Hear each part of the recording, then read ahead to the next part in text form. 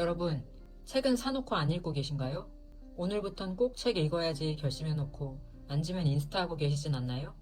그리고는 또 나는 안 되는 건가? 자책하진 않으시나요?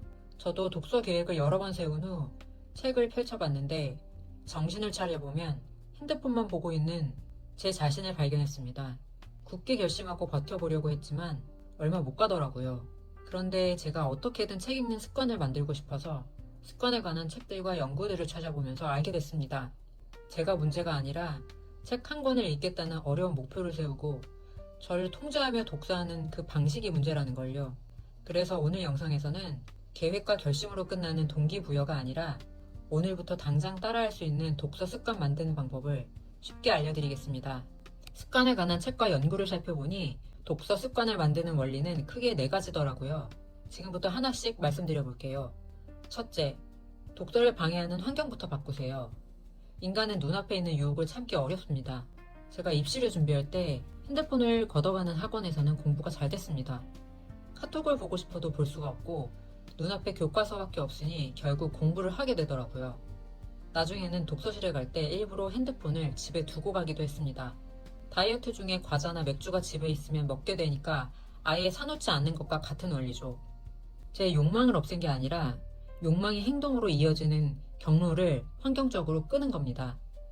책 아주 작은 습관의 힘에서도 좋은 습관은 눈에 띄고 쉽게, 나쁜 습관은 보이지 않고 어렵게 만들라고 말합니다.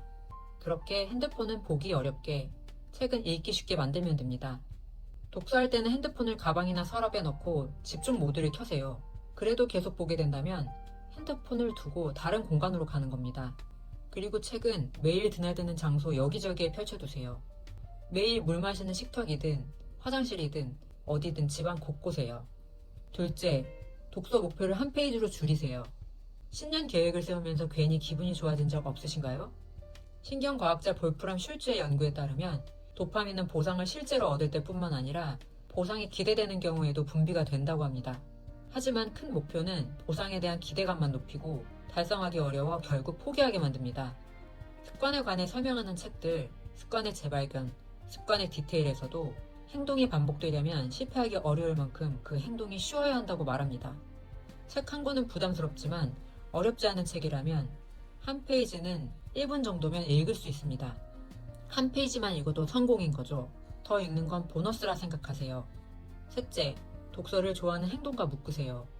행동과학자이자 슈퍼헤빗의 저자 KT 밀크먼은 좋아하는 행동과 해야 하는 행동을 묶는 방법을 유혹 묶기라고 설명하는데요. 현재 하고 있는 일이 재밌을수록 그 행동을 더 오래 지속한다는 연구도 있습니다. 또 한 실험에서는 재미있는 오디오북을 운동할 때만 듣게 하자 운동 참여가 늘어났습니다. 예를 들어 좋아하는 디저트는 책을 읽을 때만 먹거나 책을 읽기 위해 좋아하는 카페에 가는 거예요. 핵심은 나중에 보상하는 게 아닙니다. 책 읽는 시간 자체를 기다려지게 만드는 겁니다. 넷째, 독서를 반복되는 시스템으로 만드세요. 우리는 아침마다 양치할 때 결심하지 않습니다. 특정 상황에서 특정 행동을 반복했기 때문에 몸이 자동으로 먼저 움직이는 겁니다. 스콧 애덤스의 더 시스템에서는 목표는 달성하면 끝나지만 시스템은 계속 반복되는 과정이라고 말합니다. 다이어트라는 목표를 달성해도 식단과 운동 시스템이 지속된다면 몸무게는 유지될 겁니다. 책 습관의 디테일에서는 매일 하는 행동을 신호로 삼아 새로운 습관을 붙이는 방법을 설명합니다. 이를 앵커링이라고 하는데요. 쉽게 말하면 항상 반복하는 행동 뒤에 정해진 장소에서 책을 읽는 거예요.